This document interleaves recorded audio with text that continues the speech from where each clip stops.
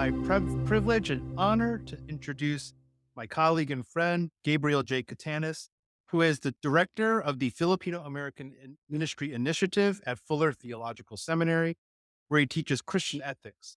He is also the founding and lead pastor of Garden City Covenant Church, a congregation serving immigrant families and young professionals.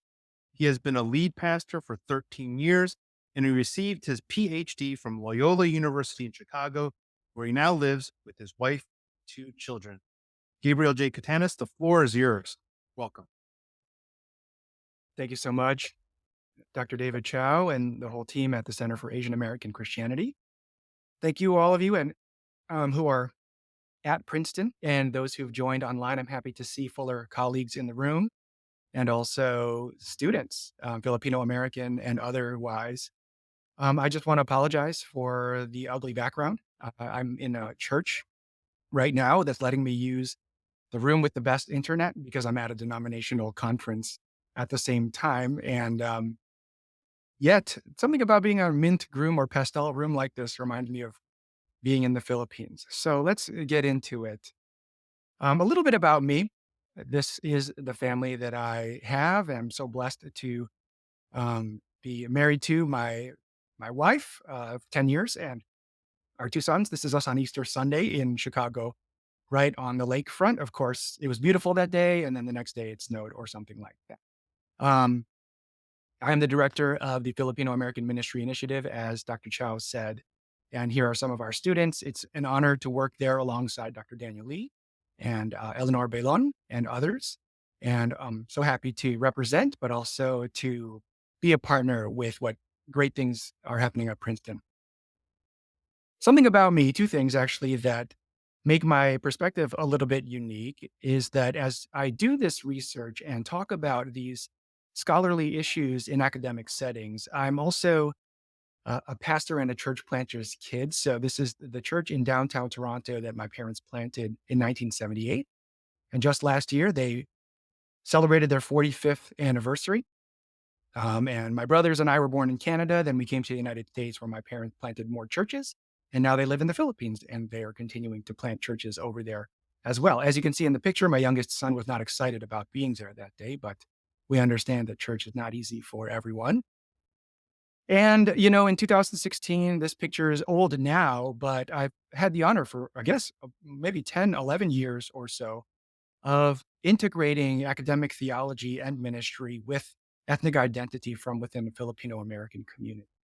So I don't know if that makes me unique and special or strange or both, but I'm excited to bring these things together with you all today. In this presentation, in the short time we have, I want to show you 3 things that Filipino American unbelonging is rooted in colonialism. Then it'll come through clearly and be perhaps a good chunk of our time. I want to shed light also on these experiences as they manifest within US context and especially in churches, given the nature of our conversation today. And I hope to demonstrate how Filipino American theology then develops from varied concepts of home. And I'll say more about that, but a lot of it relates to what Dr. Mo was talking about. And even some of the things I'll say will bring back a few themes from what Dr. Hong presented earlier. And of course, all this relates to the overview given by Dr. Chow this morning. So first, after centuries of colonial violence, Filipino American identity and Christianity are characterized by experiences of unbelonging. Unbelonging.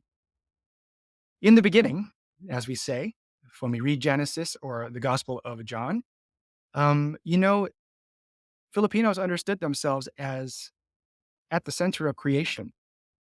F. Landa Hocano, who's an anthropologist, said that the ancient Filipinos thought they were the original people of the world.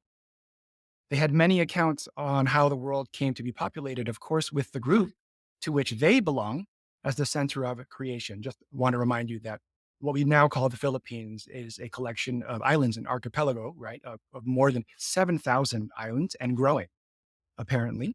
But I'm going to read this account of one deity named Kabunian and a story of creation. So bear with me as I read this and then get into more slides. But becoming weary and lonesome in his heavenly abode, Kabunian one day descended to earth.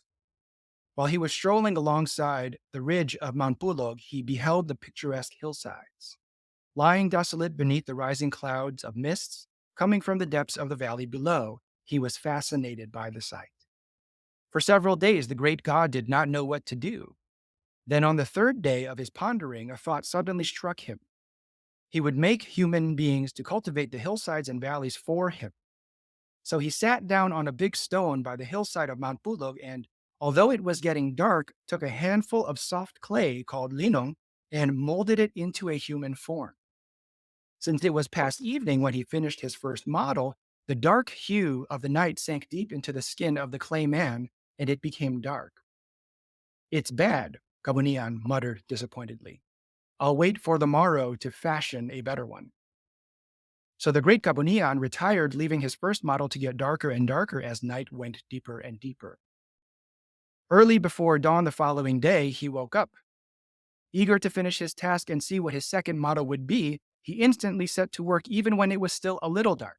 He finished his second model just as dawn was gathering more light in the east. The pale reflection of the approaching morn struck the model and it became white. "Not good either," the great god said, shaking his head. In disgust, he took another handful of clay. "This time," he said firmly, "my skill won't fail me." The sun was now high across the clear blue sky. Perspiring, the god kept on working, mixing and molding the clay until it was finished. Then, wiping his forehead, he placed his third model in the sunlight to dry. It was nearly noon, and the warm breeze sweeping across his face made Kabunian sleepy. Stretching his numbed legs, he lay down and took a nap. And when he woke up, he beheld standing before him a sturdy and perfectly molded form of little brown fellow. The first but black model became the father of the black people. The white one became the ancestor of the white men, and the brown one the first of the brown race. Now, this is a very different kind of narrative, a pre-colonial creation account. And it depicts Filipinos as understanding themselves at the center of creation and also among the races, not to be improved upon, perhaps. That's a far cry from how Filipinos learned to understand themselves under Spanish colonialism. This picture says much as these young Filipino boys sit near the feet of these Dominican friars with one light-skinned Spanish priest in the middle. The Spanish caste system developed soon after, similar to in other colonized territories where the Spanish settled, with peninsulares at the top who were full-blooded Spaniards from Spain, born in Spain, not in the Philippines or anywhere in Asia, but they were at the top. And of course, as the tones in the graphic become darker, so also it moves downward toward the Negritos, who were indigenous dark-skinned people living far away, usually far away from cities that developed. And it's no surprise then that even today, about 1 in every 2 Filipino women or Filipinas uses skin whiteners. This is from Rajuli Mendoza in that journal cited there. This is an advertisement that was quite popular when it came out, but on the top left of the screen in Tagalog it says, "Just because they're light skinned, does that mean they should get a better seat on the bus?" And of course, in English, we have a survey result on the top right. 3 in 5 Filipinos believe that people with fairer skin receive better treatment from others. Unfair, diba? Means, isn't that unfair? And on the lower right, the response from the advertisers is, "Don't get mad. Get Glutamax," which is the name of a skin whitener. Large industry, very lucrative, despite the dangers of toxicity that go with usage. And as the Americans took over the Philippines, even despite, attempts at Filipino resistance, we saw that the unbelonging extended not only from Filipinos not belonging in their own bodies and skin, but to more areas of life. And this is a cover of Judge Magazine. You can't see perhaps what is at the bottom, but it reads, President William McKinley giving the Filipino their first bath. And the waters are of civilization. Of course, we know what's meant by that. And there's a dark-skinned indigenous Filipino smaller in stature, being carried and held and washed and scrubbed by an American president, with the previous bathees in the background seeming to be happy as they put on the stars and stripes. President William McKinley, a Methodist, said these things, among others, but famously, there was nothing left for us to do but to take them all and educate the Filipinos and uplift and civilize and Christianize them. Susan Harris says that the story of the US Special Mission became a means of creating a community and specifying who belonged to it. The insiders were those who were either white Protestants or who had fully assimilated to white Protestant culture. The outsiders were everyone in need of uplift. So here's a picture from Silliman University in Dumaguete, not too far from where my family mostly lives in the Philippines. And I have family members who went to this university, which was, I think, the first Protestant university in the Philippines. And you can see from the way that they have all been dressed and clothed and everything seems to be aligned, that the colonial efforts in some ways were having an effect. But it was clear who belonged and who did not. Jennifer Halleck says the American denominations would decide to merge into the United Church of Christ in the Philippines, the UCCP. And it was their hope that this would provide more unity to fight the Catholic front. Because remember, the Protestants from the United States believed that the Spanish had not properly done the job in evangelizing the Filipinos, so they wanted to finish that work. But it was not very successful, Halleck continues. These more traditional churches would end up losing the war to the nationalized independent churches. And I just want to include this quote to remind us that there was colonization, but there was always and it will always be resistance. But this, formation of unbelonging continues and extends even beyond the Philippine borders. Robin Rodriguez, sociologist, says the Philippine state, after US colonialism, has reconfigured ideas of national belonging to encourage its citizens to leave the Philippines while simultaneously fostering their ties to the homeland. Let me illustrate a little bit how this works, but there is this intentional effort. And this is also, for those who know Carlos Bulasan, the author and Filipino American labor activist who wrote earlier, in the 1930s and on, he has this script, and in this conversation between himself and his relative, who he had not seen in a long time, named Consorcio, he sees that a relative in California says, "Not American citizen yet," and Consorcio says, "You should have told me." Carlos says, "Told you what?" Consorcio says, "Filipinos can become American citizens." Carlos says, "Well, I could have told you, but I wanted you to learn." Consorcio says, "At least I speak better English now." And then Carlos says, "This is a country of great opportunity." To which Consorcio replies, "You have a wonderful dream." And Consorcio leaves. These kind of signs were seen up and down the West Coast, but especially as Filipino labor began to supply American agricultural needs, then formerly employed or higher paid laborers, mostly white, but others as well, were upset. And they began to threaten with violence these Filipino migrant workers. Now, back to the church discussion. This is Haro Evangelical Church, right there in the heart of Iloilo City. And that island, Panay, where Iloilo is, where this church is, was the island kind of claimed by the Baptists when the American missionaries came. And this was the first Baptist church in the Philippines, and important because they established the first nursing school in the Philippines. Down the street from Haro Evangelical Church is Central Philippine University. And this is the school where my mother and many of my other relatives also attended in order to be trained in nursing. And to do what? Of course, to meet the labor and nursing needs of the West. So this is an advertisement shared by Catherine Sinisa Choi in 1965 or 69, I think, but saying there's a job waiting for you at Michael Reese Hospital, Chicago, Illinois, USA, and you can't read everything down there, but if you were previously a nurse in the visitor exchange program, and if you've been back in the Philippines for the required number of years, and you're eligible to be a nurse in Illinois, then you can come and work in Chicago as a nurse. And as soon as Dr. Hong said, the Immigration Act was passed, then to meet these labor needs, more skilled laborers came, especially from places like the Philippines, where they were trained to speak English as soon as the Americans took over the educational system.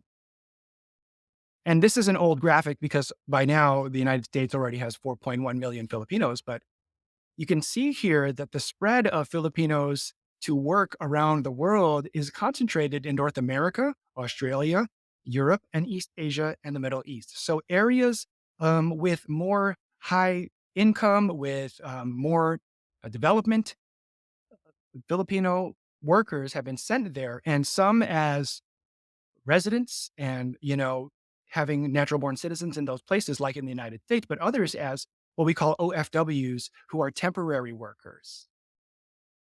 Again, belonging to both the Philippines, but also to other places under specific conditions. And this is an important migration or diaspora, because the money that is sent back home to the Philippines from these migrants as they travel around the world, whether they're settling permanently or working temporarily, it is 10% of the Philippine GDP. This has gone to the point that, for the last 20 something years, we have what are called the Bagong Bayani Awards, meaning the modern day or new hero awards. And the new heroes are people who work overseas. If you can read the conditions underneath, it says any active overseas for Filipino worker, OFW, whether land-based or sea-based, etc., who meets the following qualification. And across the world, Filipino migrant workers are nominated and then honored in this way to kind of celebrate their contributions, not only to where they live and work and represent the Philippines well, but also to the Philippine economy by sending money to relatives, of course, with fees for the billions of dollars remitted. Well, the challenge of this is while they are called heroes and they do often move in love and sacrifice, they are away from their families, and the referring to heroism clouds, even hides much of the power dynamics and the suffering that they endure, which is a legacy of colonialism. Even where they live and work, they really do not belong. So Filipino American Christians, as I wind down this first part, have been taught that we do not belong in our own skin or on our own homelands, but that it is necessary or even heroic to leave the Philippines and also our Filipino-ness, especially if we seek to belong in the United States. Having said that, we can see this unbelonging manifest in ways that are very significant within the church, pastorally and ecclesially, as Filipino Americans negotiate their faith, living further away or even raising the next generation away from the Philippines. I just want to comment on two aspects of how this unbelonging manifests, especially in communities like churches.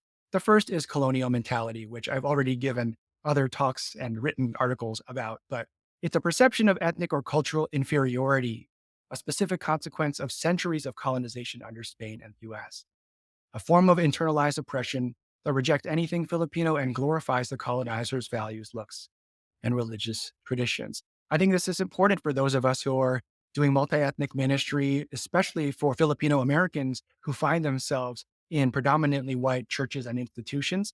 But I would say it's also true in Asian American contexts.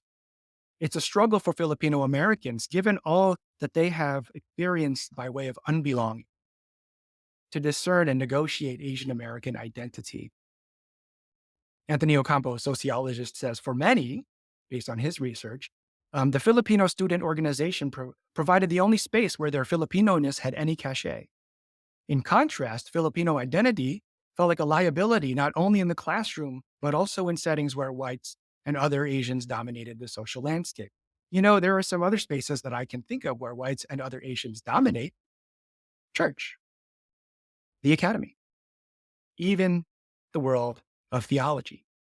Here in the Midwest, just 2.5 hours down from where I live in Chicago, there was a famous case of Covenant Fellowship Church, which was exposed to have experienced much abuse under its former senior pastor.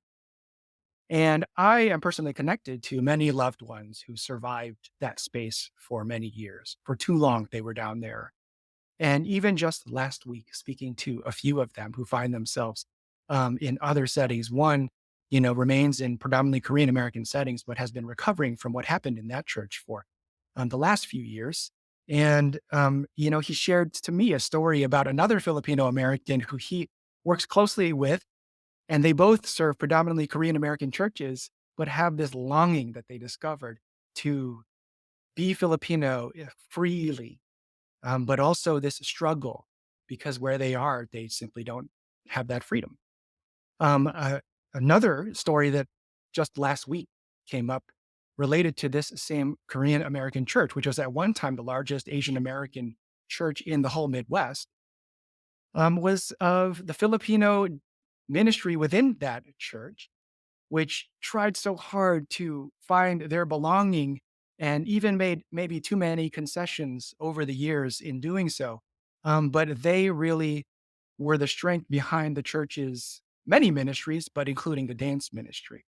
So, one of Anthony Ocampo's interviewees said all of the Filipinos growing up were the cool Asians. They were into dance.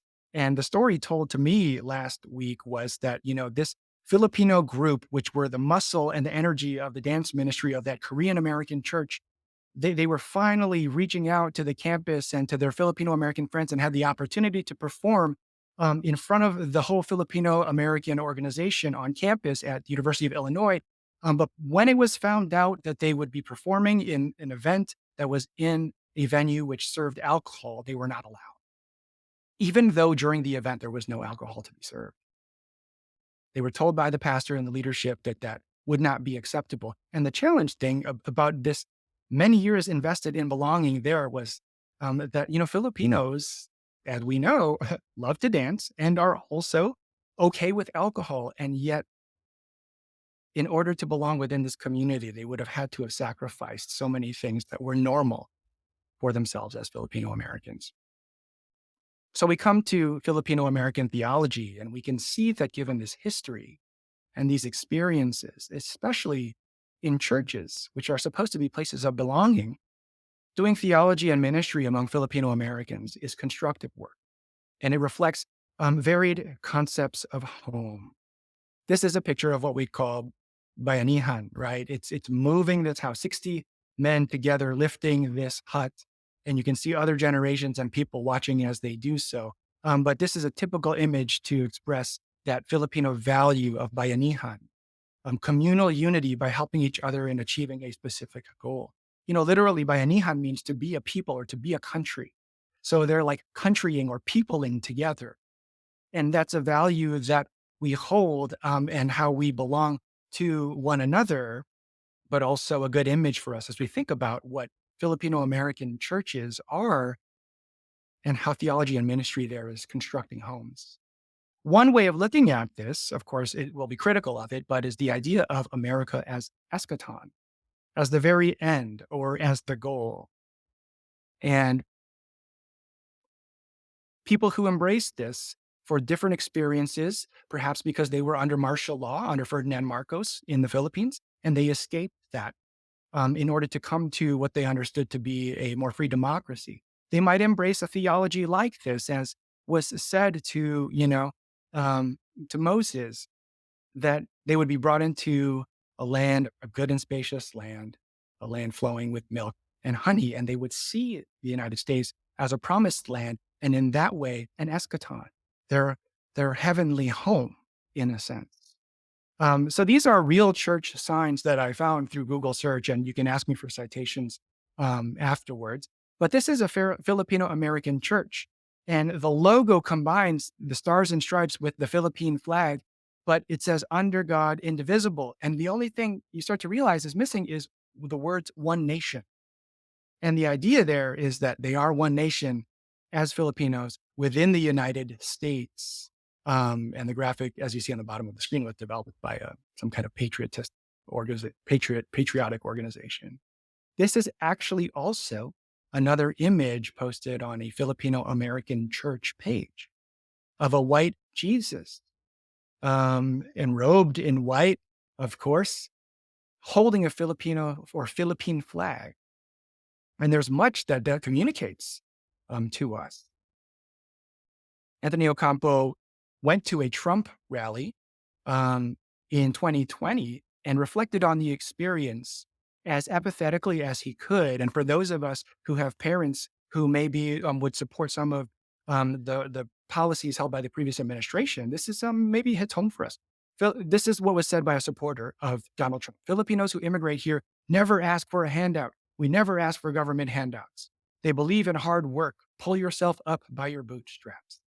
And getting what you deserve through merit. That's the Filipino heart. I would disagree with that, by the way. But anyway, Ocampo reflects on her comments, saying, DePerrio's remarks echoed a trope embraced by many of the attendees. Filipinos are good immigrants, dutifully assimilating to their adopted country. Lenny Strobel, in her book, says, we are scattered all over the world now like aimless wanderers in search of a home still. Many of us left the Philippines to follow the master to his home, to live in his world misled by the promises of democratic ideals taught by the Thomasite teachers and later, the missionaries and Peace Corps volunteers who roamed our countryside with their civilizing mission. The second way that we see Filipino American churches using different understandings of home are in what Joaquin J. Gonzalez calls two homes and two hearts, or Stephen Cherry also talks about this as being faithfully Filipino and American. But they might adopt a theology that reflects what's in Jeremiah 29, which is said to the exiles here, build houses and live in them, plant gardens and eat what they produce, take wives and have sons and daughters, take wives for your sons and give your daughters in marriage, that they may bear sons and daughters, multiply there and do not decrease. The idea being that they had to make a home where they were, even though they desired to go back home to Judea. And so they had, in a sense, the home in two places. And we can see this is actually a picture of the church in which I grew up, where there is the cross and then on each side, one flag, American and Filipino. That's me closest to the cross, by the way, getting in trouble. For example, in the Archdiocese of Chicago, we celebrate Simbang Gabi, which is church at night, a practice going back to the Philippines to serve laborers who had to go to church at night around Christmas time. And in my previous church, cultural dance, Philippine cultural dance happening in the church space to make a home for newly arrived immigrants and their children. A third way we can look at home is home as spiritually constructed. And this might reflect a theology that's not as popular, but I want to work on that. And Ephesians 21 and 22 says, in him, Jesus, the whole structure is joined together and grows into a holy temple in the Lord, in whom you also are being built together, that's Jews and Gentiles who were formerly hostile, built together spiritually into a dwelling place for God. So the idea of home being constructed through the work of the Holy Spirit. This is the church that I pastor 2019, our Easter before COVID hit. Obviously, it was about a year before COVID hit. And then this is our church just at the beginning of this month celebrating Easter, and we grew a lot. And a lot of people had the narrative that churches were all dying or suffering through the pandemic, but our church grew. And this is not in any way something that I can claim credit for. So I just want to be really clear about that. We have wonderful people, and I'm just one of many of them. But how did we grow? And I think one way was that our church really desired and even in some ways paid the cost to express solidarity, especially with believers from other backgrounds. So here are several of us at, one prayer demonstration, but we participated in many others and still do, even just 2 weeks ago in our city, and trying to live out the spirit of what we saw in Ephesians chapter 2, verses 21 and 22. And I think that what is being said there is bringing to light what Maria Root said in 1997. Home for most Filipino Americans may be in the United States or the Philippines or both. The ancestral home for those in the second, third, fourth, and later generations may reside in the psyche and the soul. So home is in a way spiritually constructed, but also functions as an imaginary. I want to make two concluding applications, and the first is about ecclesiology. This is of value to folks from any background because we recognize that to belong is to heal.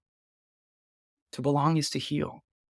And our communities, especially those of us who have suffered colonialism and violence, we have layers of woundedness.